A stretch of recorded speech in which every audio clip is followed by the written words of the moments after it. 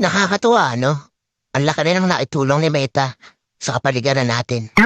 Lalo na tuwing umaga, wala ka na halos makita ang mga chismosa na nakatumpok dyan sa labas ng bahay niyo.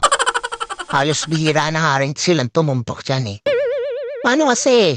Mas gugustuhin pa nila na mag-isip ng content para sa reels nila maghapon. Oo, ayaw na nila makipagchismisan o makitumpok dyan sa labas ng bahay niyo. Actually, yung atensyon nila imbis na makipagchismisan, napunta na lang talaga sa pagre-reels. At ito pa ha, imagine ninyo. Kung dati, bumibili lang ng mga lutong ulam yung mga yan, na yun, sila na mismo ang nagluluto ng mga ulam. At kahit pritong itlog, inire-reels pa. Ganon kahusay si Meta. At ito ang pinakamalupit. Kung dati yung asawa mo tinatalakan ka sa tuwing uuwi ka, ngayon, hindi mo na makausap.